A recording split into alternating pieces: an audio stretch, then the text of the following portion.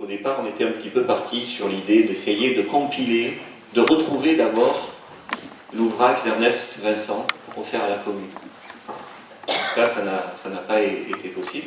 Et de compiler tous les travaux scientifiques qui ont été faits sur Mariette Lefranc, et puisque maintenant on utilise des fichiers numériques, etc., pour offrir à la commune un petit peu ce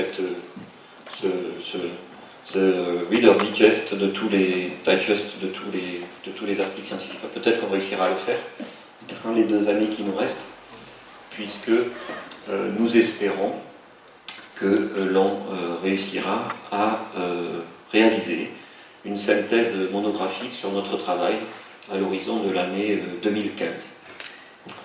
Et donc, je vais essayer avec Alan de vous parler maintenant de ce gisement des Pradelles et de vous faire part de l'avancée de nos réflexions scientifiques, avancée de nos réflexions très récentes, puisque toute cette semaine, nous avons organisé un workshop qui consiste à réunir tous les membres de l'équipe scientifique et d'échanger avec eux sur nos idées, nos interprétations sur le gisement. Et croyez-moi, ça a été quelquefois un petit peu tendu entre les membres de l'équipe scientifique, parce que nous ne sommes pas tous d'accord, Alan et moi ne sommes pas d'accord sur la façon dont on peut interpréter l'accumulation de certains vestiges, et je vais vous parler. Et donc vous êtes libre de naturellement nous poser des questions à l'issue, et on essaiera d'y répondre le plus précisément possible. Tout à l'heure, Michel Boutan a souligné l'intérêt de ce patrimoine archéologique préhistorique, et c'est pour ça que nous avons intitulé cette présentation « Les Pradelles, un site moustérien exceptionnel ». Je vais essayer de vous montrer, je pense qu'il ne faut pas que je me rapproche du tableau de bord. Je vais essayer de vous montrer pourquoi ce gisement est réellement un site moustérien, unique en France, unique en Europe de l'Ouest, pour la période qui le concerne. Voilà, vous avez un trésor archéologique sur ce territoire. À nouveau, vous avez toute la série des logos des différents organismes, institutions qui œuvrent au bon déroulement d'opérations archéologiques programmées. Le ministère de la Culture et de la Communication, qui est le ministère de l'État qui subventionne les fouilles programmées et qui ont le plus participé économiquement au bon déroulement de ces fouilles, le CNRS qui est mon employeur, l'université de Princeton qui est l'employeur d'Alan, le Conseil général de la Charente qui nous a toujours aidés, mon laboratoire PACEA qui m'apporte une aide indirecte, l'Institut national de la recherche archéologique préventive qui permet à un de ses membres qui est spécialiste des industries lithiques taillées par les hommes préhistoriques de travailler sur les collections de ce gisement, naturellement l'université Bordeaux 1 qui héberge mon UMR, la région Aquitaine comme je vous l'ai dit tout à l'heure, et maintenant aussi l'université de Bordeaux, puisque vous savez peut-être que nous allons fusionner les différentes universités qui existaient à Bordeaux. Alors passons maintenant un petit peu à la science. Une petite frise pour vous rappeler que nous allons parler d'une période très récente de la préhistoire, que l'on appelle le Pléistocène, qui voit à peu près il y a 3,5 millions, 4 millions d'années, naître la lignée humaine, ou en tout cas naître certains hommes préhistoriques qui sont très certainement inscrits au sein de la lignée humaine. Mais le gisement des Pradelles, lui, se rapporte à une période beaucoup plus récente de cette histoire de l'humanité, puisqu'il se rapporte à l'homme de Néandertal. Et l'homme de Néandertal, c'est la toute fin de l'existence sur la Terre de plusieurs groupes humains qui étaient distincts morphologiquement les uns des autres. Alors, j'ai appelé, vous avez ici cette frise chronologique qui présente les principaux taxons qui sont définis actuellement et qui caractérisent la lignée humaine. Et vous pouvez voir que certains d'entre eux sont désignés avec des points d'interrogation. Et j'ai fait exprès de mettre homme de Néandertal en blanc et pas en italique, parce que généralement, quand on nomme les fossiles en italique, ça veut dire qu'on les nomme par un nom d'espèce et de sous-espèce. Et actuellement, pour l'homme de Néandertal, il y a toujours débat, vous pourrez en parler. Alan pourra vous dire ce qu'il pense de cette question-là, qui est une question absolument passionnante. L'homme de Néandertal, c'est ce que je viens de vous dire. Faut-il l'appeler Homo neanderthalensis ou Homo sapiens neanderthalensis? On pourra en parler tout à l'heure. Je veux vous rappeler que s'il nous intéresse aussi particulièrement, c'est parce que jusqu'à encore très récemment, il représentait la dernière population d'hommes préhistoriques qui a existé sur la Terre, différente de nous. Et donc, son histoire évolutive semblait très fortement corrélée à la nôtre, sachant que les Néandertaliens ont disparu et que nous sommes actuellement les seuls représentants de l'humanité présents sur la Terre. Et je vous ai ici montré avec cette petite frise comment les représentations des hommes de Néandertal ont évolué depuis à peu près leur découverte, 1908. Ils sont vieux de près de 50 ans, puisque le premier Néandertalien a été trouvé en 1856, jusqu'à une représentation très récente, et vous pouvez voir que la bestialité de ces hommes préhistoriques a plutôt diminué au profit d'une humanité grandissante. Actuellement, un très célèbre artiste américain a produit cette représentation qui montre ce que pourrait être un groupe d'hommes de Néandertal avec de l'apprentissage. Le Néandertalien adulte semble pouvoir démontrer au jeune Néandertalien qui est dans son dos comment il faut tailler un râtoir. Des femmes qui communiquent aussi et qui échangent sur la façon dont on peut dépecer ce bison. Peut-être une autre femme qui raconte une histoire. Des personnes qui vont chercher du bois, d'autres qui travaillent. Donc un groupe d'hommes chasseurs-cueilleurs, puisque ces gens sont des chasseurs-cueilleurs nomades, qui ont des comportements finalement très très proches de ceux de nos ancêtres préhistoriques. Et malgré cette très grande modernité culturelle des Néandertaliens, on ne réussit toujours pas à expliquer pourquoi ces Néandertaliens ont disparu. Et une des hypothèses qui est privilégiée et qui justifie l'investissement scientifique que l'on porte sur ce taxon, c'est que on peut penser que les Néandertaliens aient été victimes des premiers groupes d'hommes modernes arrivant sur leur territoire. Alors, est-ce que le gisement des Pradelles documente cette problématique? Malheureusement non, parce que, comme vous allez le voir, le site est plus ancien que cette période où peut-être les derniers groupes de Néandertaliens ont rencontré les premiers groupes d'hommes modernes. Les Néandertaliens représentent une lignée évolutive qui s'est caractérisée en Europe il y a à peu près moins 450 000 ans et qui va évoluer en Europe jusqu'à il y a à peu près moins 40 000 à moins 30 000 ans. Actuellement, on peut trouver 225 gisements, probablement il y en a plus, ma base de données n'est pas actualisée, qui ont livré des restes humains de Néandertal. 30% d'entre eux se situent en France. La France est donc le territoire béni pour les chercheurs qui veulent faire des recherches sur l'homme de Néandertal. 9 de ces gisements se situent en Aquitaine et 18 en Poitou-Charentes. La région Poitou-Charentes est la région de France qui livre le plus grand nombre de gisements, qui eux-mêmes livrent des restes de Néandertaliens, et peu de personnes le réalisent. Maintenant, il y a une grande différence entre ces deux régions. En Aquitaine, on a trouvé la majorité des restes, des sépultures néandertaliennes, donc des squelettes néandertaliens entiers, alors qu'en Poitou-Charentes, nous n'avons que 2 gisements qui ont livré 2 individus néandertaliens subcomplets. L'un se situe à Lapina, un peu plus au sud, en Charente, et l'autre se situe à Saint-Césaire, en Charente-Maritime. Le gisement des Pradelles se situe bien au sein de ce contexte de site qui livre des restes néandertaliens, puisqu'il se situe à proximité de la vallée de la Tardoire, la vallée de la Tardoire étant cette vallée bénie pour les recherches sur l'homme de Néandertal, puisqu'elle a livré la majorité des grands sites rapportés à cette période, au Paléolithique moyen, un certain nombre de fossiles qui sont très célèbres historiquement, le fossile de Fontécheval, les fossiles de la Chaise, ou de fossiles qui ont été découverts plus récemment, tels que celui de Montgaudier, qui a été étudié par Allan et publié par Allan, ou les gisements d'Artenac, qui ont été trouvés par le gisement d'Artenac, qui a été fouillé par Anne de Lagne et Jean-François Tournepiche.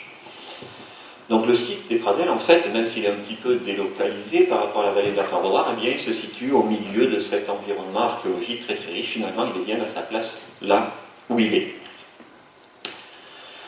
Si on essaie de comprendre maintenant et d'aller voir un peu plus précisément ce qu'est ce gisement, eh bien, on s'aperçoit que ce gisement se situe et s'ouvre au sein d'une formation calcaire, qui est une formation qui se rapporte au tertiaire. Ce sont des calcaires qu'on dit bajotiens, bâtoniens, calcaires qui sont connus parce qu'ils livrent des nucléus, des nodules de silex. Toutefois, à l'inverse des gisements que vous avez vus précédemment, Le gisement des Pradelles, il n'est pas visible dans le paysage. Il n'est pas visible dans le paysage quand on le cherche, parce que ce n'est pas une grande grotte qui est ouverte avec une magnifique entrée qui forme un relief au sein d'une vallée. C'est un site qui passe totalement inaperçu, puisqu'on pourrait croire que à l'endroit où se situe le gisement, il n'y a qu'un buisson avec des arbres qui poussent. Pourquoi? Parce que nous sommes au sommet d'une vallée, nous sommes au sommet d'une falaise calcaire, ici, et cette falaise calcaire a complètement disparu dans le paysage, parce que la rivière Ligone, à la fin du Paléolithique moyen, à la fin de la période où l'homme néandertal existait ici, a remblayé son cours. Donc il faut imaginer qu'à la préhistoire, il y avait ici des reliefs beaucoup plus accentués que ceux que l'on peut voir, avec des falaises calcaires beaucoup plus marquées. Et ici, vous avez, pas très loin de la station de gaz, un champ qui, je crois, appartient à Isabelle Léguier de la Balade, et vous avez cette ligne de crête, que l'on voit très bien, ici, là, qui correspond à un sommet de notre niveau de cette fameuse falaise calcaire qui caractérise cet environnement et le karst de la Rochefoucauld. Le gisement, actuellement, se présente donc comme une très grande dépression ouverte dans le sol qui fait à peu près 15 mètres de long pour 10 mètres de large sur 7 mètres de profondeur.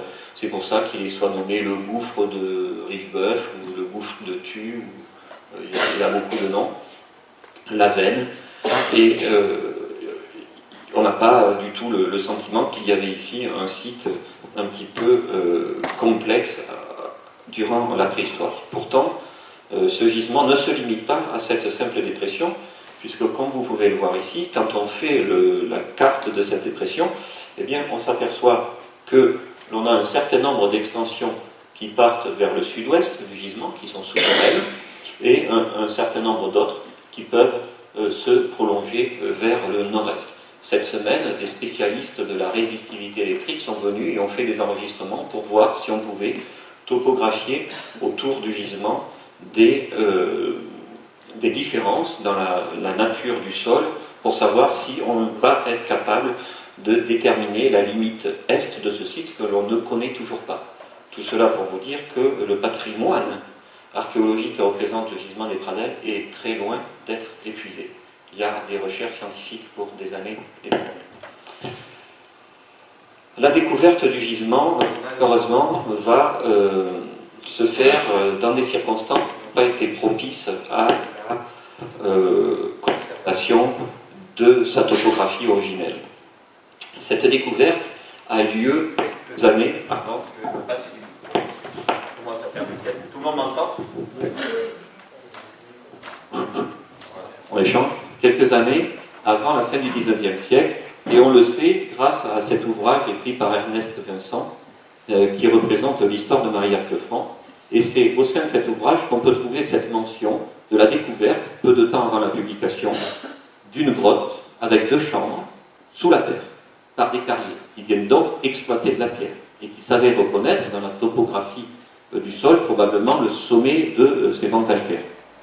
Et cet ouvrage est très intéressant, ce passage, parce que Ernest Vincent dit bien qu'à cette époque-là, rien ne laisse suspecter l'existence d'un vide sous la terre, donc il y avait une surface qui petit à petit descendait vers la Ligone, et que des fouilles archéologiques sont réalisées à ce moment-là, et que le site est considéré comme inintéressant pour la préhistoire. Donc, première période qui nous donne une petite idée de la topographie des lieux, probablement une dépression qui n'était pas complètement comblée, avec des blocs de plafond qui se chevauchaient les uns les autres, qui permettaient à la surface du sol de descendre vers la Ligone, un vide préservé sous la terre qu'on ne suspectait pas, et à l'intérieur, une cavité avec 2 chambres qui, semble-t-il, ne livre pas de matériel archéologique. Malheureusement, on n'a pas de photos, on n'a pas de dessins, on n'a pas d'autres témoignages à l'époque. Petit changement de batterie. Et deuxième période historique beaucoup plus importante et beaucoup plus riche en résultats, celle qui correspond aux activités d'un second carrier, Pierre Richeboeuf, qui a mené des activités dans ce gisement de 1931 au moins jusqu'à 1939. Alors quand j'ai commencé à travailler ici en 2001 avec Alad, j'ai pu rencontrer des gens, il y en a peut-être encore, qui avaient connu Pierre Richeboeuf et qui m'ont décrit comment cette personne travaillait dans le gisement avec sa brouette, sa pelle, sa pioche à pierre, etc. Pierre Richeboeuf arrive dans ce site au début des années 30 commence à trouver du matériel archéologique, et ce matériel archéologique, il va le vendre aux amateurs de la préhistoire.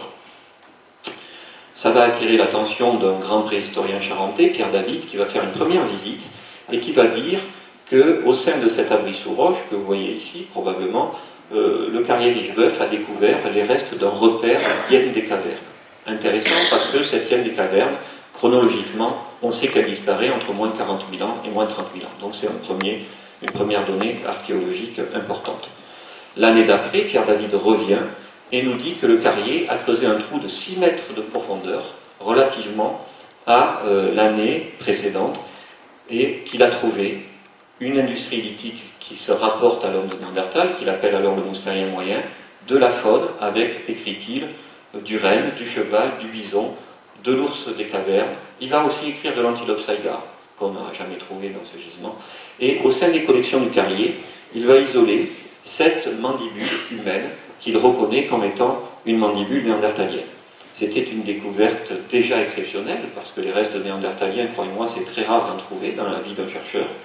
Et malgré cette découverte exceptionnelle, le site continuera d'être exploité par M. Richeboeuf au moins jusqu'au début de la Seconde Guerre mondiale.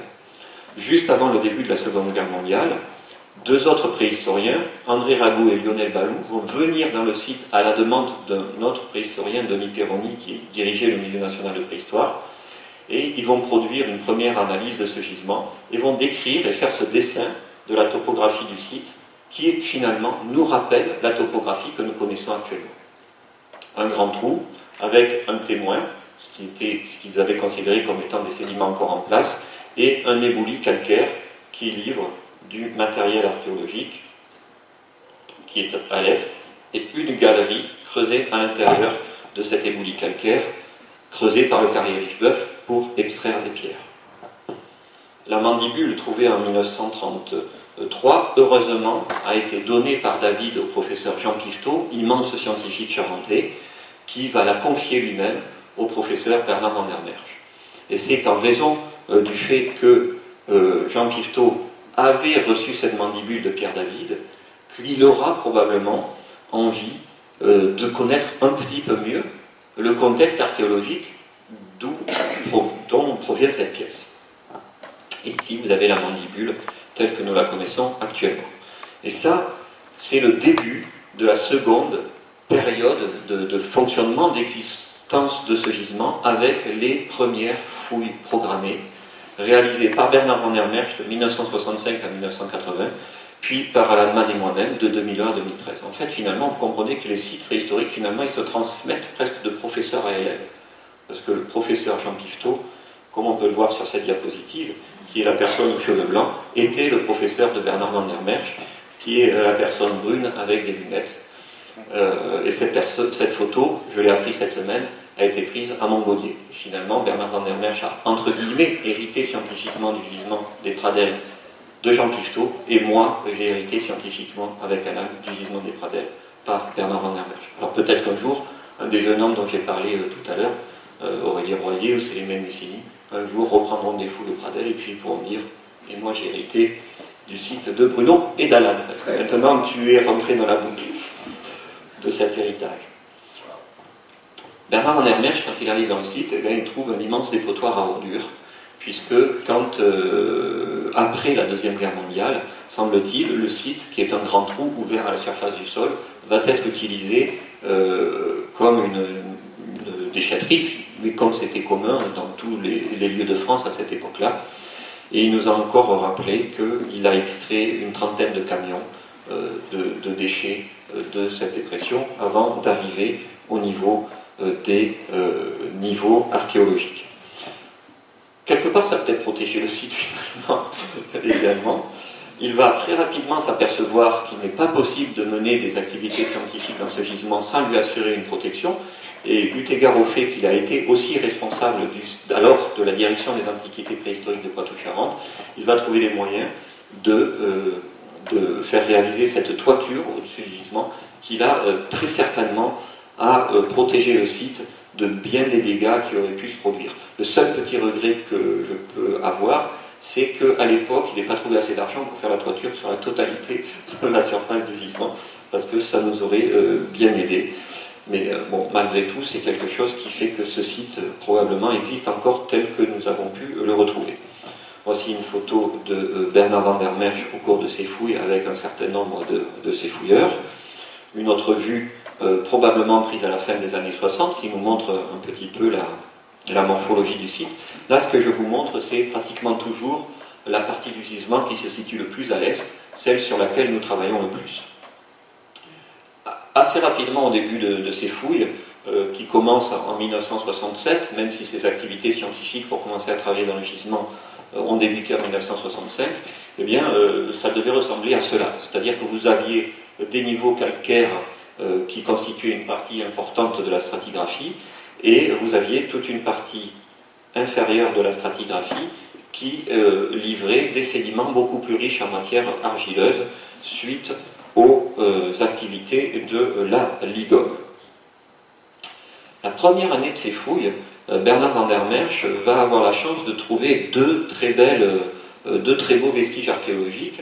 Le premier, c'est ce massacre de bisons que vous pouvez voir ici. Voilà. Donc ce que vous avez là, en fait, ça fait à peu près 1,20 m de large, et c'est le frontal et les deux chevilles osseuses d'un bison. La base des chevilles osseuses, le diamètre des chevilles osseuses à la base, c'est un peu moins de 20 cm. Un bison actuel, la base de ses chevilles osseuses, c'est 5-6 cm. Je vous laisse imaginer la taille de ces mammifères. Et il va trouver également cet arrière-crâne d'un homme de Néandertal qui constitue toujours le vestige archéologique le plus complet, le plus important de la collection paléoanthropologique des Pradelles. Une autre vue de ces fouilles qui nous montre qu'il a fouillé lui-même une partie importante de la partie ouest du gisement, fouille de niveau qu'il ne va pas interpréter comme nous d'ailleurs. On a une autre hypothèse pour expliquer ces niveaux, et il va fouiller la partie est qui se situe à droite de la diapositive. Il va produire bien évidemment une analyse stratigraphique de cet empilement de sédiments, et c'est une analyse assez fine qui va devenir très compliquée au fur et à mesure de ses activités, au fur et à mesure de sa compréhension du gisement. Bon, je ne vais pas revenir sur cette diapositive, je ne vais pas vous la commenter, mais il faut que vous sachiez qu'à l'époque, quand on avait un niveau de cailloux coloré, puis un autre un peu plus érodé, les préhistoriens avaient tendance à attribuer ces différences à différentes périodes chronologiques liées à des événements environnementaux. Donc on avait une sorte de millefeuille, comme un gâteau, où on avait des couches qui étaient superposées les unes aux autres en fonction de ces sédiments. Actuellement, on sait que globalement, ce type d'interprétation ne tient pas compte d'un phénomène très important, c'est la variabilité des processus sédimentaires qui peuvent expliquer ce que l'on fouille.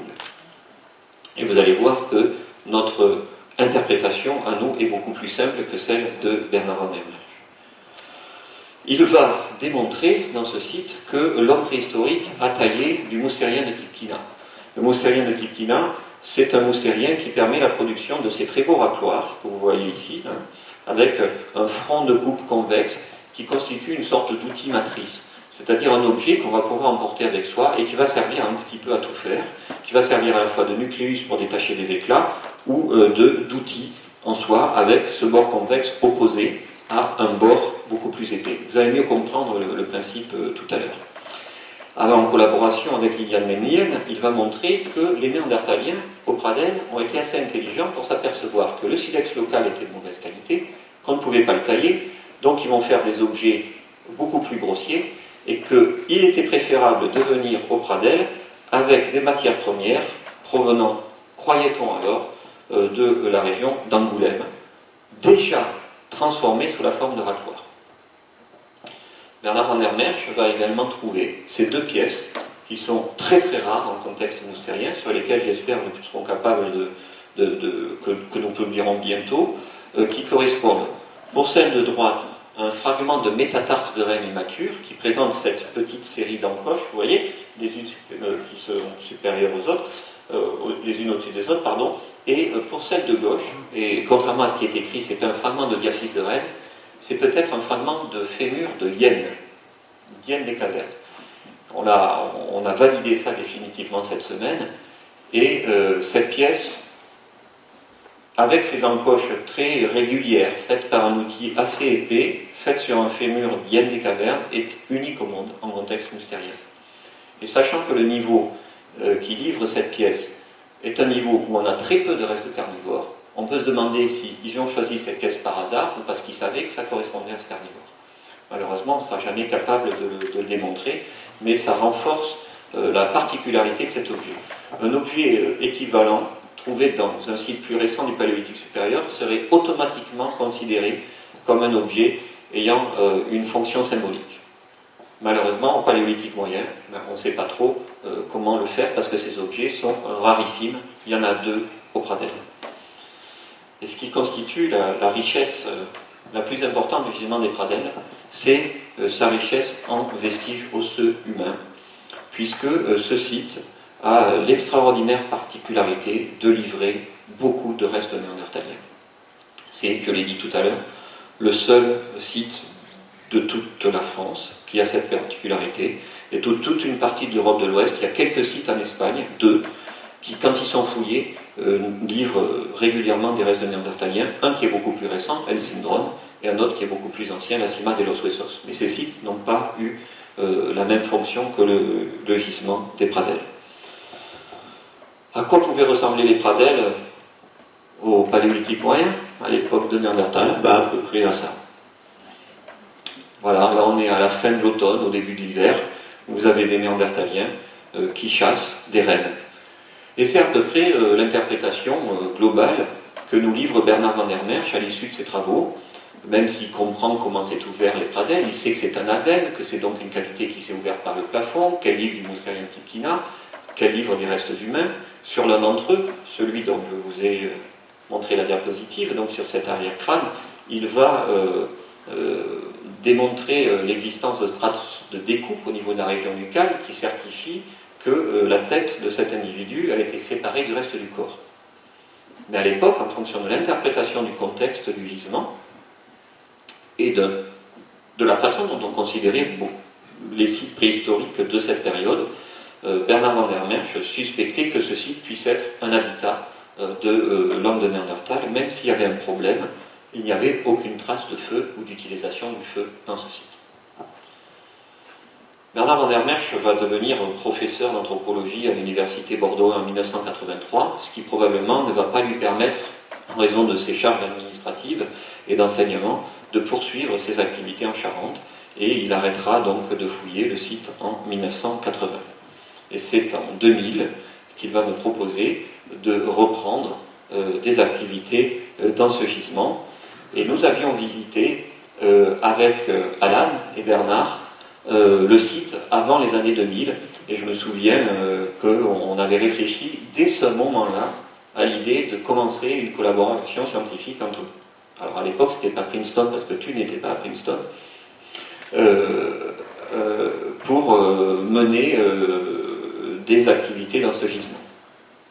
C'est donc le début de cette collaboration, toujours sous l'égide du ministère de la Culture et de la Communication, qui nous donne tous les ans l'autorisation de mener des fouilles dans le site, et donc avec l'université de Princeton et l'université et le CNRS, l'université Bordeaux et le CNRS, et vous avez mes fouilleurs qui reproduisent sur l'arrière de ma voiture ma formule préférée quand on avait des fouilleurs bénévoles, we go, pour leur dire ça y est, on y va, on va travailler. Quand on fait des fouilles programmées en France, on est obligé de proposer un projet scientifique au ministère de la Culture. Ce projet scientifique, il est basé sur vos compétences pour pouvoir le diriger et sur la nécessité de mettre en place une équipe scientifique avec un ensemble de collègues qui vont avoir des compétences reconnues par rapport à la période et aux problématiques que vous vous proposez. Et actuellement, l'équipe scientifique des Pradelles, elle regroupe à peu près 19 personnes. Et comme vous pouvez le voir, elle regroupe 19 personnes qui représentent 7 institutions scientifiques françaises différentes, l'université de Princeton, l'université Complutense de Madrid et la National University of Australia à Canberra. Donc, une équipe très très fortement internationale. Et c'est la nature naturellement du site et l'intérêt de ce gisement qui justifie ce type de collaboration scientifique. Il y a très peu de sites maintenant qui peuvent être fouillés avec une personne et les membres d'un même laboratoire, c'est quasiment devenu impossible. Quelles étaient les questions que nous nous posions?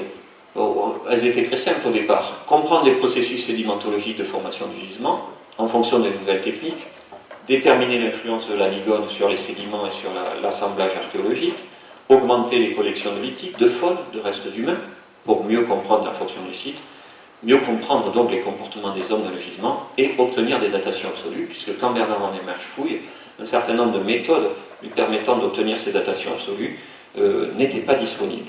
Mais comme je l'ai dit tout à l'heure, il n'y a pas de fouille qui dure s'il n'y a pas un contexte local favorable, et c'est pour ça que j'ai tenu à remettre ces diapositives, puisque ce que la municipalité de Marillac-le-Franc, et je tiens à nouveau à remercier les deux conseils municipaux, les deux maires, Marie-Claire Lavergne, son nom m'échappe maintenant, mais il ne doit pas m'échapper, Raymond Vigneault, de la façon dont ils nous ont tous aidés à faire ce travail en nous permettant d'occuper la maison des associations. Bon, alors la maison des associations, vous la connaissez tous, elle est très belle de l'extérieur. Quand vous nous avez vus à l'extérieur, peu de personnes rentraient dans cette maison. Alors maintenant, je vais vous y faire rentrer un petit peu. Ça, c'est les chambres. Alan et moi avons décidé assez rapidement de fournir aux fouilleurs bénévoles tous les éléments pour qu'ils puissent dormir, puisque certains d'entre eux venaient des États-Unis, il était hors de question de leur dire venez avec une tente, etc. Je ne sais pas combien de matelas pneumatiques nous avons achetés pour que ces fouilles se déroulent, peut-être 200 au cours de ces...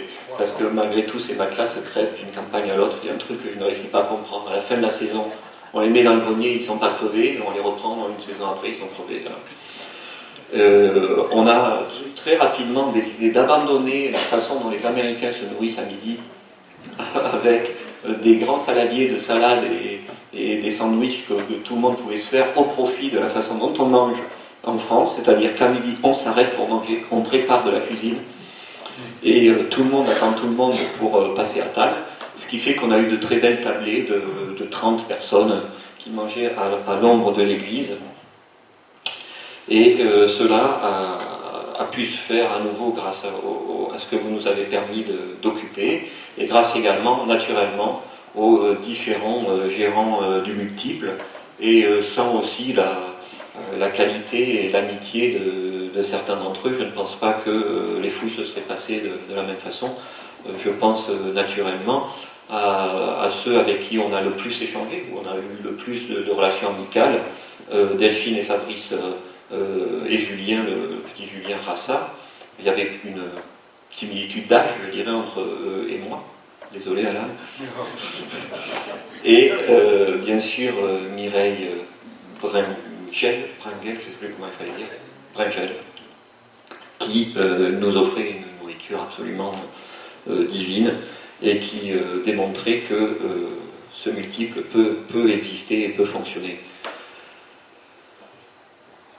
Alors, bien évidemment, on a eu effectivement des repas à l'intérieur. On a aussi quelquefois assumé de faire notre propre cuisine à l'extérieur, en faisant de très très beaux barbecues, ce qui a aussi généré un certain nombre de déchets de consommation qui probablement devaient surprendre les personnes qui s'occupent du ramassage des ordures ménagères, parce que quelquefois il devait avoir une poubelle et puis 10 jours plus tard il y avait 15 sacs de recyclage qui étaient sur le bord en face de la maison des associations.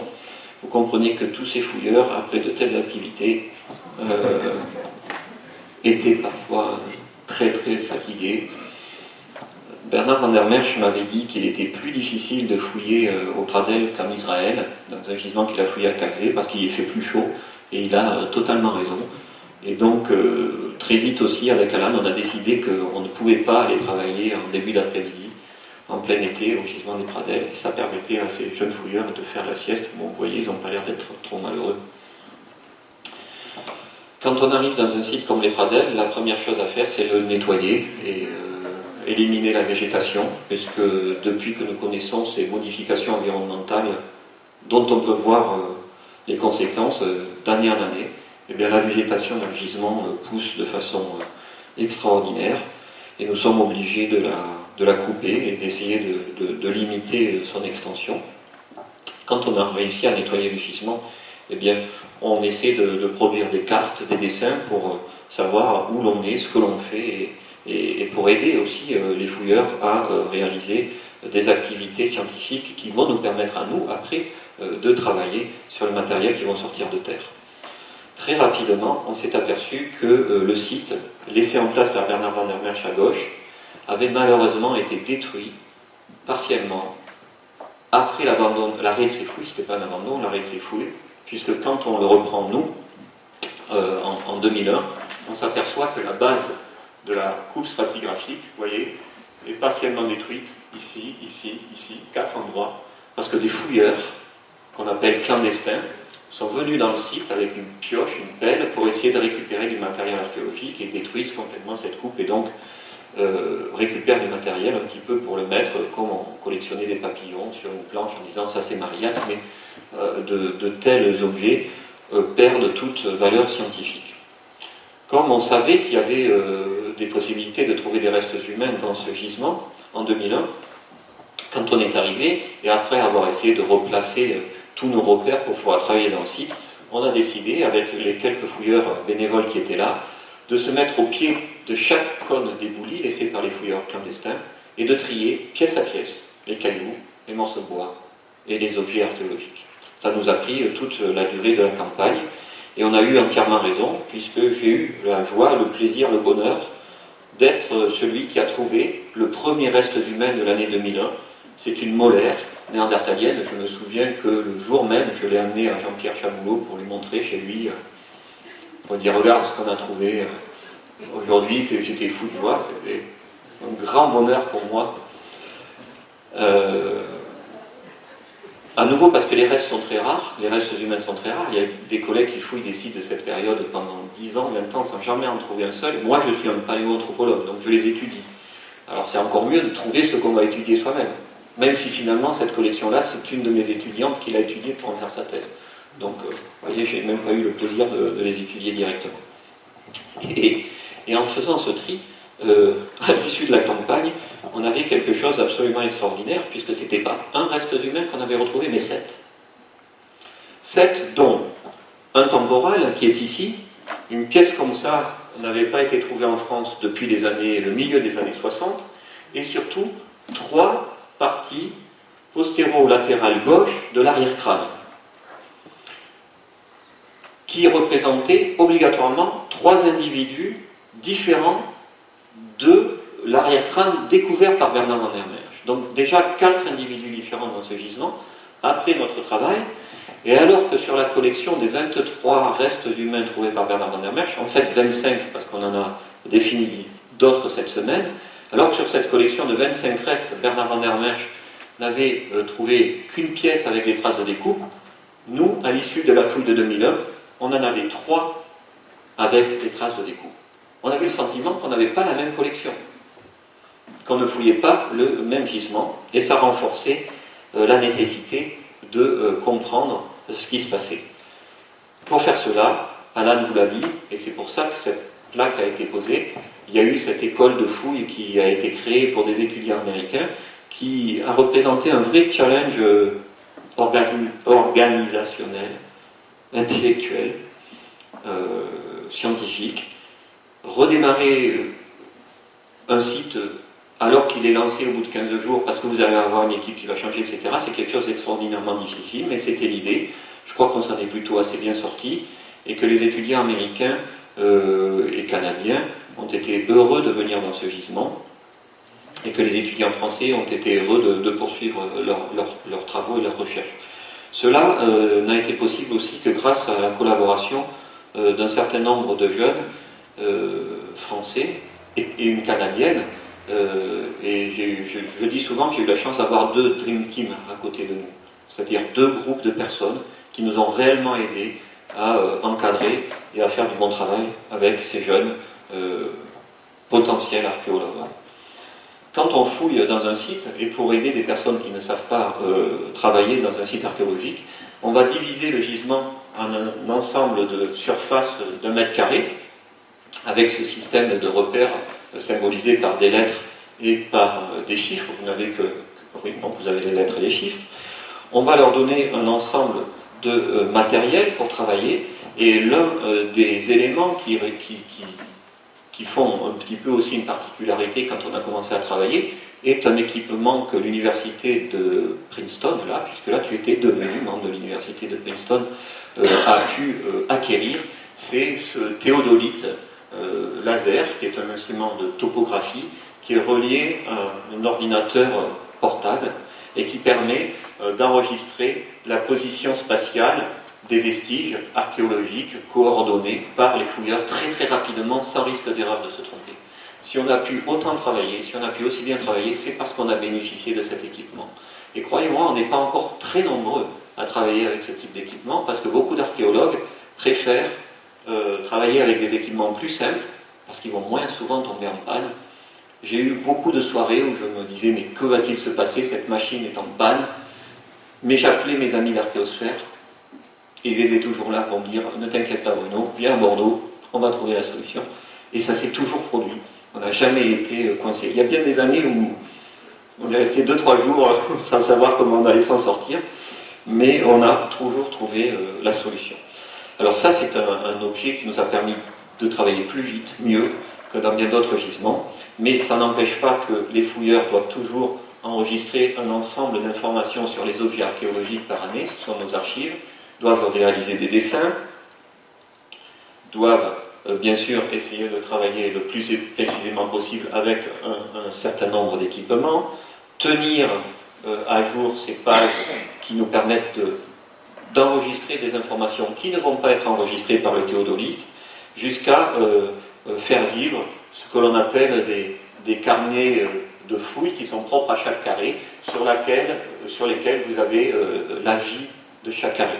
Et là, vous avez la petite fouilleuse qui nous dit bien, as I, moi, Nicole, j'ai fouillé un petit peu plus profondément le sédiment, je suis tombé dans une zone un peu plus sombre, etc. Et c'est l'analyse de toutes ces informations qui nous permettront de revenir sur certaines des données.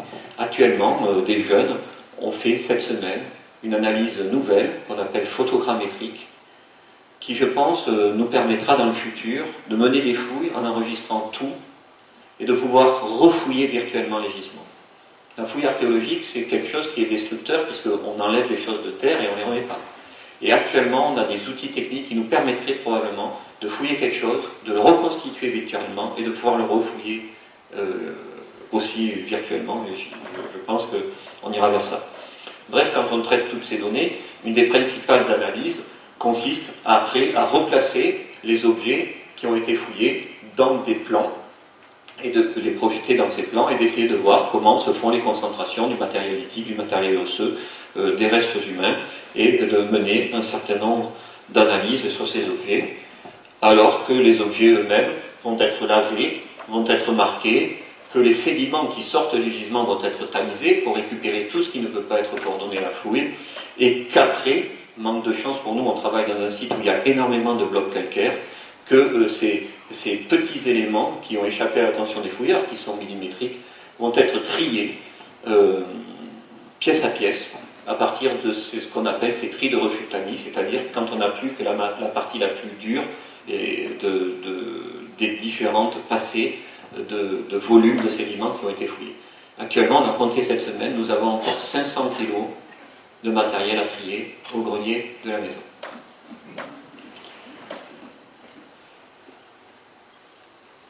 Les principaux collaborateurs de la deuxième Dream Team qui nous a permis de mener les travaux dans le site des Pradelles après le workshop, le premier que nous avons fait en 2008, que je tenais à nommer, Camille Martoffel, présente ici, Laureline Bouchard, Chrissy Macaulay, qui est la seule personne qui a droit à avoir son nom et son prénom sur la plaque, parce que Chrissy, alors qu'elle a été étudiante du cours d'Alan, a été notre fouilleuse bénévole la plus fidèle, puisqu'elle a participé à toutes les opérations depuis l'année 2005, et elle nous a énormément aidés en faisant le parfait relais générationnel qu'il fallait entre Alan, moi, les fouilleurs, pour que tout se passe très bien. Aurélien Royer qui a donc fait cette thèse sur la microfaune des pradelles, et vraiment je ne mens pas en vous disant que grâce au gisement des pradelles et au soutien du Conseil général de la Charente,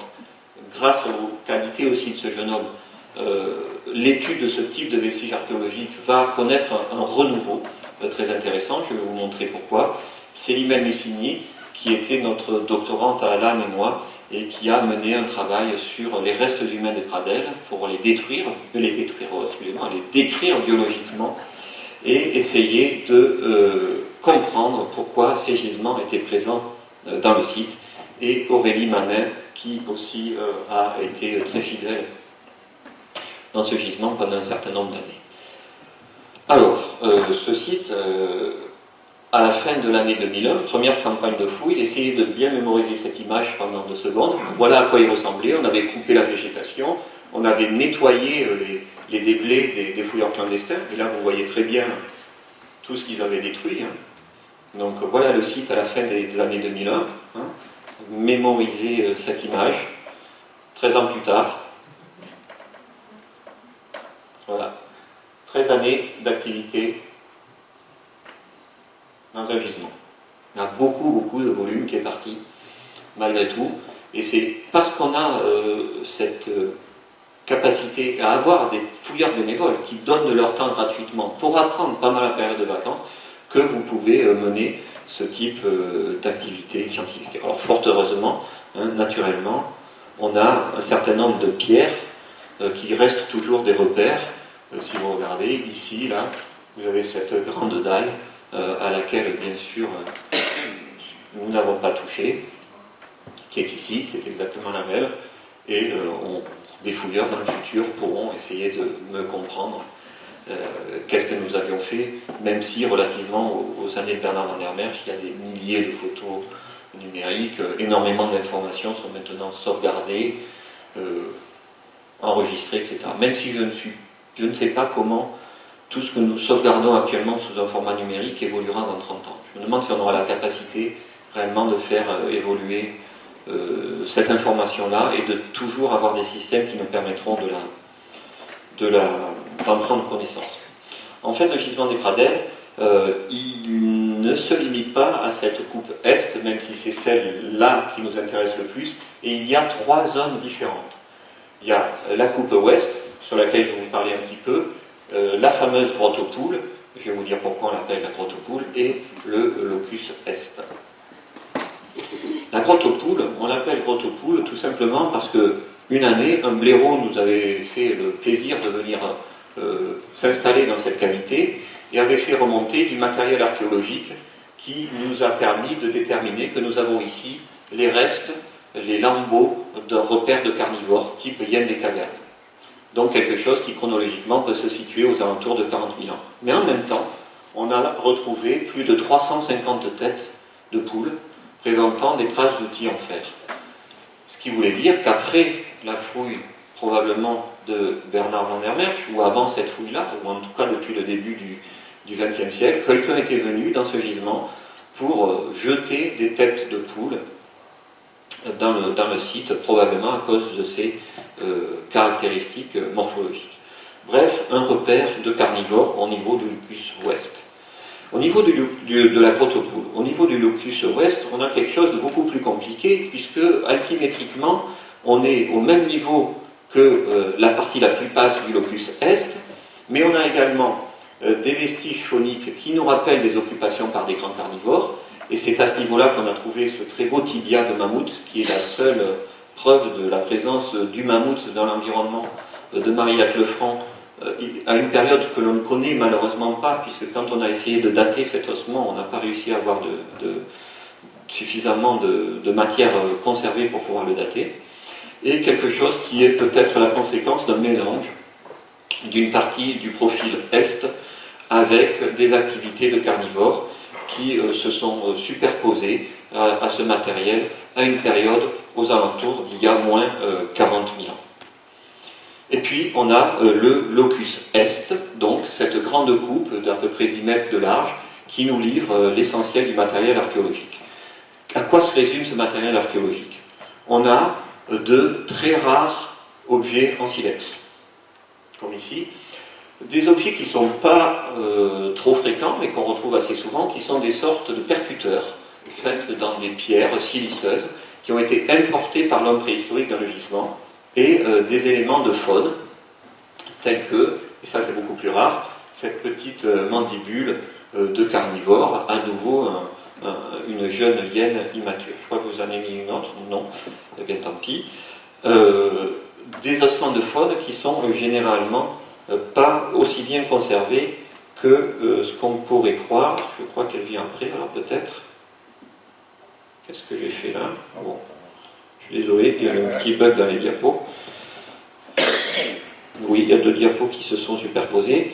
Donc, du matériel archéologique qui, généralement, est essentiellement représenté par des tout petits ossements d'animaux.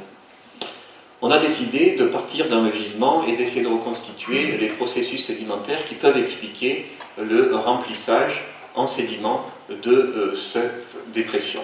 Alors, qu'est-ce qui s'est passé? En fait, ce n'est pas très compliqué. Nous avons donc une cavité souterraine qui a été creusée par une rivière souterraine, probablement la Ligone. Cette rivière dépose ces niveaux d'argile sableuse brune, puis ce système qu'on appelle un karst s'arrête de fonctionner, puis on a un effondrement qui se traduit par ces grandes dalles de calcaire qui tombent du plafond de cette cavité et qui permet à l'homme et aux animaux de venir occuper cette dépression. En même temps qu'ils l'occupent, les parois et le plafond de cette cavité continuent à s'ébouler, ce qui constitue cette partie du sédiment que l'on fouille, mais la Ligone rentre encore dans le site et colmate les vides entre les blocs de calcaire par des sédiments fins qui sont similaires à cela. Puis à un moment, la Ligone ne réussit plus à arriver dans le gisement, et ce sont des phénomènes de percolation d'eau à travers la totalité du remplissage qui vont expliquer ces niveaux que nous avons appelés les niveaux 4, et à nouveau une phase d'éboulisation très importante, avec une période climatique probablement très froide et très sèche, qui explique ce remplissage énorme de blocailles calcaires qui correspond à notre faciès numéro 5, et à la fin du fonctionnement du gisement, ce que l'on appelle des coulées de solifluxion, qui représentent une mobilisation en masse de sédiments, qui sous l'effet des cycles de gel-dégel, vont venir glisser à l'intérieur de la dépression et vont complètement colmater le gisement jusqu'à une période finale d'effondrement d'un plafond vestigial qui existait dans le site et qui clôt définitivement le fonctionnement de ce gisement. Après cet effondrement de ce plafond, plus aucun sédiment ne va rentrer dans le gisement. Ça, je vous l'ai déjà montré. Ce gisement nous livre des objets que l'on appelle des racloirs de moustériens de type Kina. Voilà un racloir moustérien de type Kina, très très beau, de très grande taille, qui provient d'un site de Dordogne, et l'échelle de la main humaine vous donne une idée de la taille de ce que pouvaient représenter ces racloirs, avec un bord épais qui permet de très bien tenir en main cet éclat de silex, et une retouche particulière qui va aménager ce tranchant, et en raison de l'angle que forment les deux surfaces de ce bloc de cet éclat de silex, vous avez la possibilité de réaviver ce racloir, et donc il peut avoir une vie pour les moustériens très très longue. Donc il y a une forme d'économie de l'activité pour produire ce type de support. Donc c'est quelque chose de très bien pensé. Et les fouilleurs clandestins qui sont venus détruire une partie de la coupe stratigraphique laissée par Bernard van der Merch après 1980 venaient chercher ce type d'objet. Mais manque de chance pour eux, ce type d'objet, il n'existe pas au Pradel. Et là, vous avez ma main, et entre mes doigts, vous avez les racloirs que l'on retrouve au Pradel. La taille des racloirs que l'on retrouve au Pradel. Pourquoi cela? Eh bien, tout simplement, parce que comme l'avait démontré Bernard van der Merch, quand les Néandertaliens venaient dans ce gisement, et qu'ils arrivaient avec des matières premières de silex qui leur permettraient de fabriquer ces grands racloirs, quand ils avaient fini d'utiliser le racloir, ils repartaient avec. Ils ne le laissaient pas sur le site. Et ils ne nous laissaient les racloirs en matière première non locale uniquement quand ils ne pouvaient plus s'en servir, quand la partie fonctionnelle du racloir était complètement épuisée. jusqu'à fabriquer cette petite encoche que vous voyez pour aménager cette sorte de petit poinçon, et là ça a été définitivement terminé. Il nous l'abandonne. Il nous l'abandonne quand l'outil est épuisé. Donc une vraie économie de la matière première. À l'opposé, les objets qui sont fabriqués dans les matières premières locales sont des objets de très mauvaise qualité technique parce qu'ils savaient que le silex qu'ils allaient rencontrer localement ne pouvait pas être bien taillé. Et c'est ce que vous voyez très bien avec toutes ces petites nervures qui traduisent des oxydations dans le bloc de silex, ce qui fait que quand on veut tailler ce silex, au lieu d'être taillé, il explose. Alors, avancées scientifiques liées aux activités de cette semaine, nous pensions jusqu'à présent que ces matières premières allochtones provenaient de la région d'Angoulême, à peu près 20 km en ligne droite, en vol d'oiseau. Mais Alain Turc, qui a repris le travail sur l'origine de ces matières premières, semble en avoir retrouvé dans des alluvions qui se situent à peu près à une dizaine de kilomètres de Marillac-le-Franc, donc une distance un peu plus courte que ce qui était supposé jusqu'à présent. Mais les mouvements que l'on peut suspecter de ces groupes humains en fonction de la nature de ces matières premières semblent être essentiellement orientés est-ouest, donc on peut dire qu'ils suivent à peu près le cours de la vallée de la Charente, et très peu nord-sud. Et puis ce qu'on a essentiellement dans le gisement, ce sont des petits fragments osseux d'herbivores. Ce que vous voyez sur la photo d'en haut, c'est la petite mandibule de tout à l'heure, et ce que vous voyez là, c'est à peu près ce que trouvent toujours les fouilleurs quand ils fouillent dans le gisement, c'est-à-dire de toutes petites esquilles osseuses de 3, 4, 5, 6 cm de long, qui fait que le site, à ce niveau-là, il n'est pas tellement amusant à fouiller parce qu'on ne trouve jamais de très très belles choses. Et quand on trouve des très belles choses, elles sont très mal conservées. Est-ce que vous réussissez à voir où est le très bel ossement présent sur cette diapositive? Là, vous avez une très très belle pièce archéologique. C'est pas facile, hein? Maintenant, ça va être un peu plus simple. La voilà consolidée. C'est une hémimandibule dienne des cavernes qui provient de cette partie où on a le début du bloc de la très forte éboulisation. Et la présence de ce type de vestiges nous assure qu'à partir de ce moment-là, le site ne fonctionne pas parce que l'homme s'y intéresse et l'occupe, mais le site fonctionne parce qu'il redevient un repère de carnivores, comme il a été au tout début de son ouverture. Les restes de faune que l'on trouve au Pradel sont des restes d'un ongulé très particulier qui s'appelle le renne. Voici une photo qui a été faite en Norvège par notre collègue Jean-Guillaume Borde l'été dernier. Et je lui ai demandé, fais donc des photos de troupeaux de rennes sauvages, puisque tu vas aller te balader par là, et essaie de leur courir après pour savoir comment ça se chasse le renne. Et puis il m'a dit qu'en fait c'était un animal très bête, et que même si vous courez devant un troupeau, ben, ils peuvent venir vous foncer dessus pour vous passer à côté. Donc il est possible que les Néandertaliens avaient compris aussi que cet ongulé, qui se déplace toujours en troupeau, en masse, était un gibier de prédilection à chasser, et c'est ce qu'ils ont fait. Au Pradel, 96% des ossements que l'on retrouve dans la partie du site qui correspond à l'occupation humaine sont des ossements de renne. C'est énorme. Sandrine Costa-Magno, qui travaille sur ça, nous l'a dit, c'est un des rares sites où on a une telle spécialisation de l'homme vis-à-vis d'un gibier. Et en plus de cette spécialisation, je suis désolé, il y a vraiment des petites diapos, en plus de cette spécialisation vis-à-vis d'un gibier unique, les Néandertaliens, quand ils sont rentrés dans ce gisement, sont rentrés dans ce gisement en amenant les parties du renne qui étaient les plus riches en ressources alimentaires, à savoir les membres et la tête. Et nous avons pu démontrer que ces ossements, ces parties-là ont été très activement traitées, tous les ossements ont été cassés pour en récupérer le maximum de ressources alimentaires. Les Néandertaliens n'ont absolument rien laissé parce qu'ils ne voulaient vraiment exploiter ces rennes de façon très très spécialisée. S'il y a du renne, ça veut dire qu'il faisait très froid, et c'est effectivement le cas.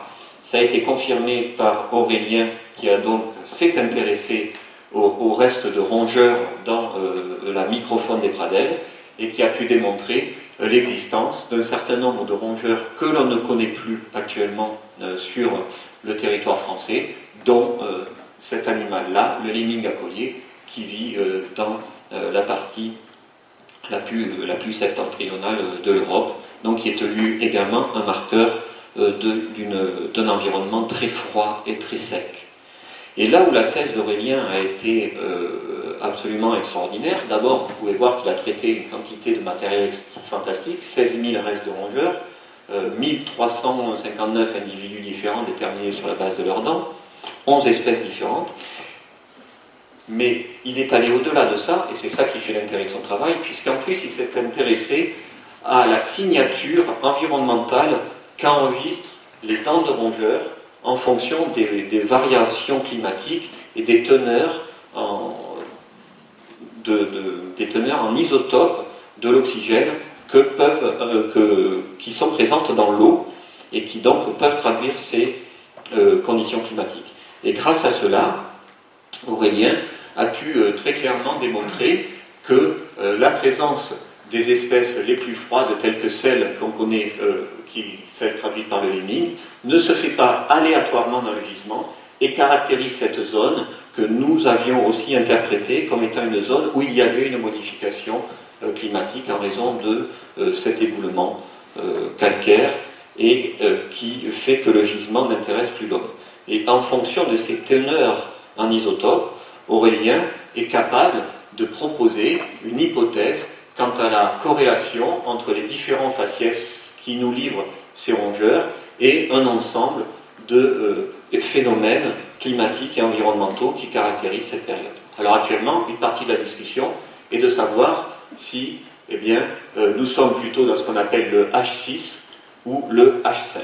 Quand vous faisiez, si certains d'entre vous sont venus visiter le site avec moi, et souvent je leur disais, non, maintenant on est sûr, on est à peu près dans ce que l'on appelle le stade isotopique 4, cette période qui se caractérise par un environnement très froid et très sec. Et vous allez voir que c'est peut-être pas tout à fait vrai et que le site est peut-être en train de rajeunir. Puisque nous avions également l'ambition d'essayer de mieux comprendre quel pouvait être l'âge des dépôts archéologiques. Alors, manque de chance pour nous, quand on fouille des gisements de cette période, et c'est la bande en jaune, il y a très très peu de méthodes qui peuvent être utilisées, et toutes ne marchent pas. Nous avons eu la chance, toutefois, de réussir à dater une coulée stalagmitique qui existe au niveau du sommet des argiles karstiques stériles, coulée stalagmitique qui nous donne un âge de près de 82 000 ans. Tout ça est assez convenable. Puis, grâce à la présence d'un unique silex brûlé, une partie moyenne de la base de notre stratigraphie semble livrer un âge de près de 58 000 ans. Mais il faut être très prudent parce qu'il n'y a qu'un silex brûlé et que l'hétérogénéité des sédiments rend ce résultat un petit peu fragile. Toujours grâce à la collaboration avec l'université de Princeton, on a aussi pu obtenir un ensemble de dates C14 qui nous donnent des résultats qui ne sont pas réellement exploitables parce qu'ils nous disent que la partie sommitale de la stratigraphie est plus ancienne que la limite supérieure d'utilisation de la méthode, et on a pu avoir un résultat au sommet de ces blocs calcaires qui close le gisement, qui ne nous surprend pas puisqu'on est à peu près à moins de 32 000 ans, alors que la partie ouest du site semble beaucoup plus récente, puisque quelquefois, comme vous pouvez le voir, on a des dates qui sont aux alentours de 39 000 ou 40 000 ans. Donc, un gisement qui semble fonctionner certainement après 86 000 ans ou 82 000 ans, et qui fonctionne chronologiquement comme un site occupé par l'homme aux alentours d'il y a moins 57 000 ans.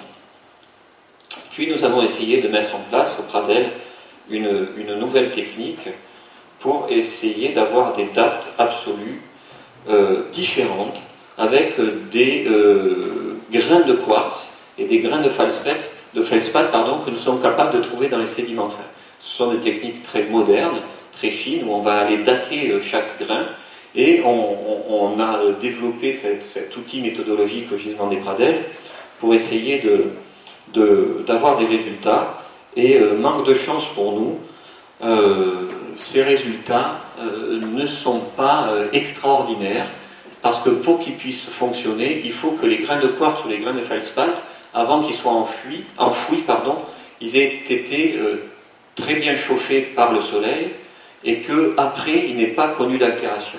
Et malheureusement, dans le site, la majorité d'entre eux sont altérés, ont probablement été lessivés. Toutefois, on a une date absolue du niveau qui est sous-jacent à celui qui a livré le silex brûlé à 57 000 ans, et la datation absolue est de près de 52 000 ans. Alors il y a une erreur qui est associée à ces dates qui fait que ces deux dates se chevauchent beaucoup, donc malheureusement on n'a pas tellement avancé, mais on va continuer à essayer de travailler sur cette question et de préciser la chronologie du gisement.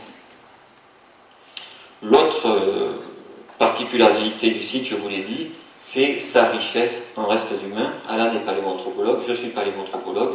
On ne savait pas qu'on allait trouver autant de matériel dans ce site, mais on en est tous très heureux. Effectivement, on a un site qui a cette extraordinaire particularité de livrer des restes humains. Ici, vous avez une vue du gisement en 2003. Vous avez la coupe ici, et quand vous regardez cette coupe, vous avez à cet endroit-là un fragment d'une calotte crânienne humaine qui est très facile à voir quand on est un anthropologue. C'est ici, voilà l'agrandissement. Et on a eu une chance absolument extraordinaire, puisque ce petit morceau de ce fragment de calotte crânienne remontait avec une pièce trouvée en 2001. En 2001, dans les déblais des fouilleurs clandestins, ce qui nous a permis de repositionner cette pièce dans le gisement. Et la pièce a été fouillée en 2003, et voici l'objet final reconstruit avec 25 fragments différents et une reconstruction où vous pouvez voir que des petites pièces qui sont centimétriques ont fait l'objet d'une grande attention. À quoi ressemble la collection des restes humains après 13 années d'activité? Eh bien, nous avons mis au jour avec Alan 75 nouvelles pièces qui correspondent à 60 nouveaux vestiges humains. 60 nouveaux vestiges humains, donc 47 ont été reconnus et coordonnés sur le terrain. 15 viennent malheureusement des altérations de la coupe d'une année sur l'autre et sont donc ce qu'on appelle en position remaniée. Et 8 sont issus de ces activités de tri de refus de tamis. Alors cette collection, finalement, elle se caractérise par beaucoup d'ossements de la boîte crânienne, un certain nombre de dents isolées et quelques éléments du squelette infracrânien. Ces pièces sont extraordinaires parce que toutes nous livrent des informations biologiques qui nous assurent que nous sommes en présence de néandertaliens, ce qui permet de documenter la variabilité biologique des néandertaliens de façon différente, par exemple sur la complexité de leur système veineux et artériel crânien, ou sur la morphologie de leur occipital, ou sur certaines de leurs pathologies. Et ici, vous avez un maxillaire trouvé dans les déblais des fouilleurs clandestins qui présente un ensemble d'atteintes pathologiques très particulières, une très forte parodontopathie qui se traduit par ce bourrelet infectieux qui prouve que les dents se déchaussent, probablement en raison d'activités paramasticatrices très fortes, puisque des éléments de cette arcade dentaire sont cassés antémortem par ce néandertalien au cours d'activité, donc il se casse les morceaux de dents, et comme j'avais plaisir à le dire quand on faisait les visites sur le site, la canine de cet individu qui est usée, plus usée que le niveau de la couronne, qui fait que cette personne mastiquait sur son nerf dentaire au niveau de ses canines, de ses incisives antérieures, ce qui devait être particulièrement douloureux. D'autres pièces très rares, que généralement on ne trouve jamais en contexte archéologique avec des pièces, des éléments osseux isolés, comme cette rotule droite, qui nous a permis de nous interroger sur la variabilité des néandertaliens et sur le dimorphisme de cette population, puisque c'est une pièce qui pourrait être une pièce d'adulte, mais relativement aux autres que nous connaissons actuellement, avec tous les fossiles de néandertaliens, celle-là est particulièrement petite. Donc est-ce que nous comprenons mal les processus de croissance des néandertaliens, ou est-ce que c'est une population où la variabilité entre les individus adultes était particulièrement importante? Nous ne le savons pas encore, mais c'est grâce à ce type de découverte qu'on peut se poser de nouvelles questions sur la biologie des néandertaliens. Une des plus belles découvertes de notre activité pendant ces 13 années est celle-ci, avec la mise au jour d'un très gros fragment de diaphyse fémorale de néandertalien, croyez-moi, très robuste, très puissant, que nous avons eu beaucoup de plaisir à fêter, puisqu'au Pradel, j'étais tellement heureux la première année en trouvant la première dent que j'ai dit à tous les fouilleurs bénévoles, chaque fois qu'on trouvera un vestige humain, on débouchera une bouteille de champagne. Ce qui fait que vous avez compris qu'on a débouché 75 bouteilles de champagne en 13 années de fouilles sur le site, puisque jamais on a oublié de fêter la découverte d'un reste humain. On a même quelquefois fêté des découvertes qui se sont avérées ne pas être des restes humains. Mais je vous jure, on ne le faisait pas exprès. Et quelquefois, comme vous pouvez le voir, on avait 2 restes humains qui étaient trouvés 2 heures, l'un 1 heure après l'autre, etc. Et donc j'allais chez Leclerc acheter une autre bouteille.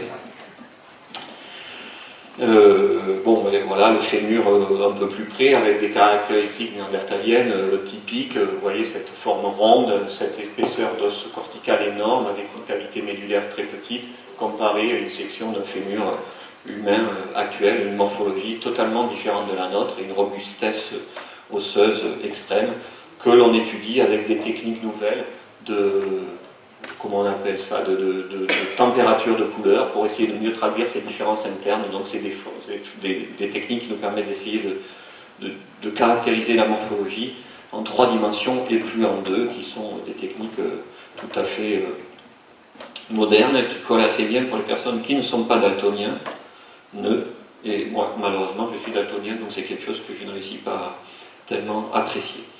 Quoi qu'il en soit, on avait ces 75 pièces humaines et il fallait s'expliquer pourquoi ces pièces étaient présentes dans ce gisement. Et c'est là où on n'est pas du tout d'accord entre nous.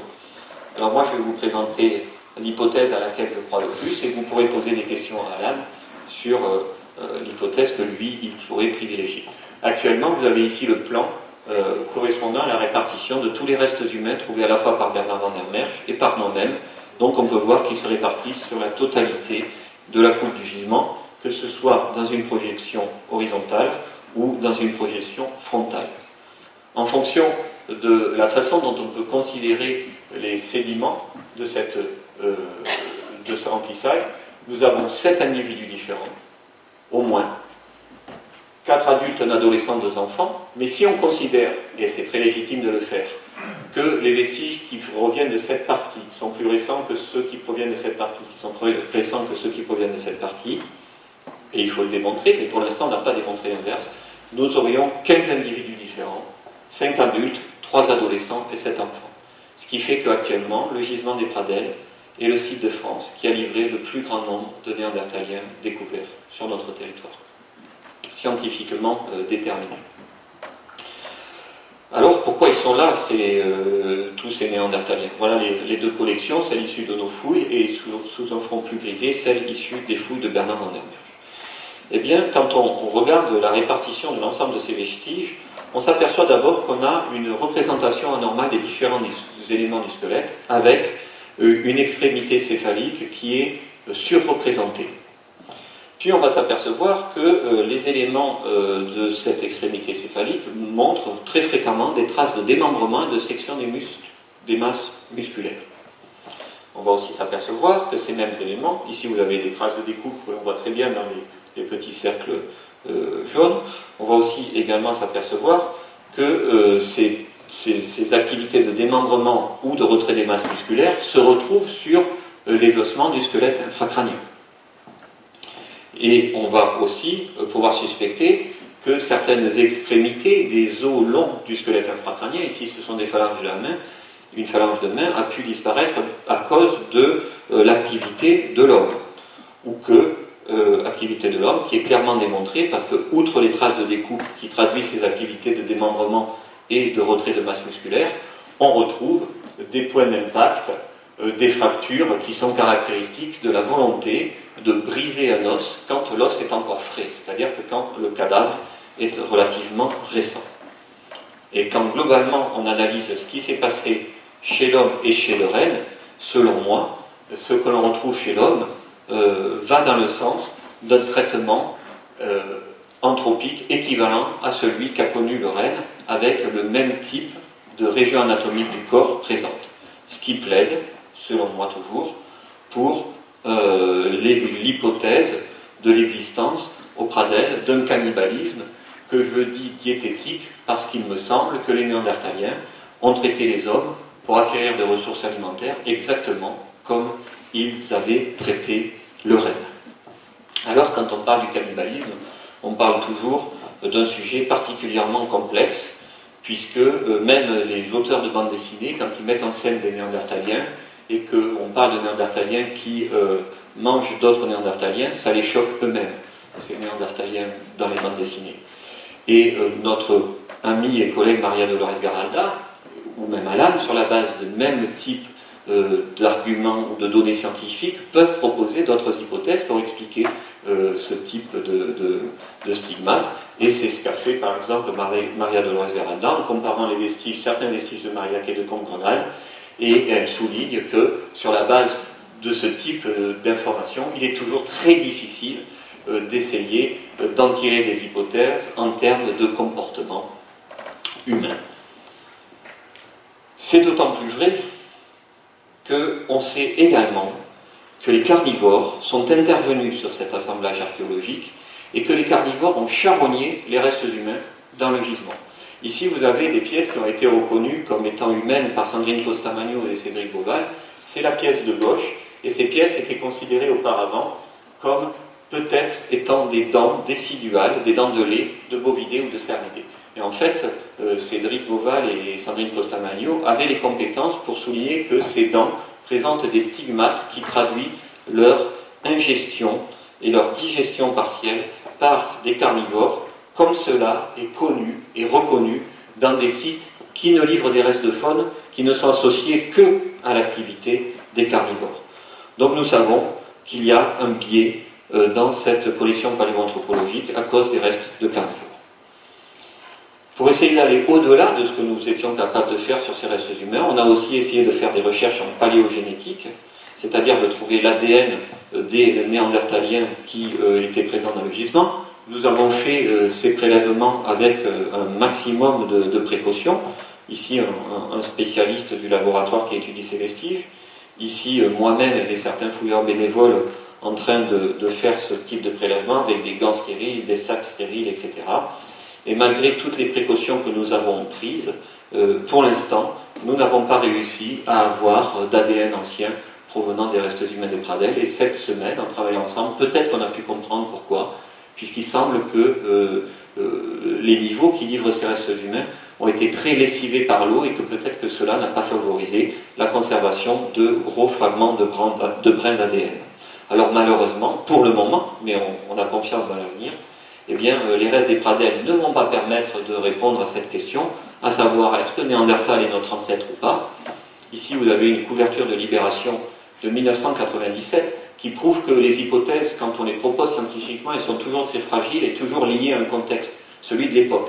1997, suite à des recherches scientifiques, les journalistes vous disent la génétique est formelle, cet être n'est pas notre ancêtre. Néandertal tombe de l'arbre. Et la même équipe qui avait produit l'article scientifique qui permettait de présenter ce résultat, en 2010, publie une autre analyse sur l'ADN nucléaire qui démontre peut-être que 1 à 4% des régions génomiques des populations non africaines pourraient provenir d'un métissage entre des populations de type néandertal et de populations de type française. Ce qui explique bien que quand nous, scientifiques, on propose une interprétation, cette interprétation est proposée en fonction d'un contexte et que ce contexte évolue au fur et à mesure du temps et que dans tous les cas, nous travaillons toujours en essayant de proposer l'hypothèse la plus simple en fonction du monde. Ce qui fait que ce type de couverture de presse, Néandertal, pourquoi il a disparu, et nous, sapiens avons vaincu, est tout à fait particulièrement illégitime, et que ce n'est pas en fait très intéressant de faire ce type de couverture, puisque quand on travaille avec des restes anciens, on oublie très souvent que ce que nous avons, nous, c'est la partie osseuse de ce squelette, que nous, archéologues, nous essayons de reconstruire un comportement et un environnement qui accompagnait ces restes et qui pourrait correspondre à cette partie noire de la bille, mais que la réalité, c'était cette très jolie jeune femme, et que malheureusement, quand on fait notre travail d'archéologue, on réussit assez peu souvent à passer de la tête osseuse à la très jolie jeune femme. L'homme est un primate biologique et culturel, et bien souvent on arrête une partie de nos analyses à l'individu biologique en oubliant que la culture, depuis plusieurs millions d'années, a eu une très forte influence sur ce que nous sommes biologiquement.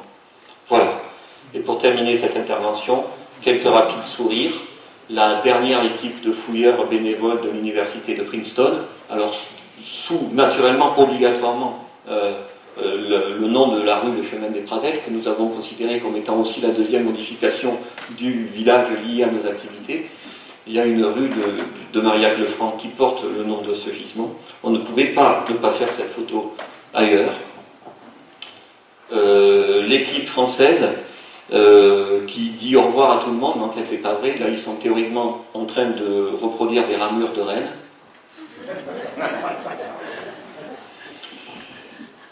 Parce qu'il n'y a que des rennes dans ce gisement, ou des singes rennes, comme on avait pris l'habitude de les appeler quand on trouvait des pièces dont on ne savait pas si elles appartenaient à un renne ou à un homme.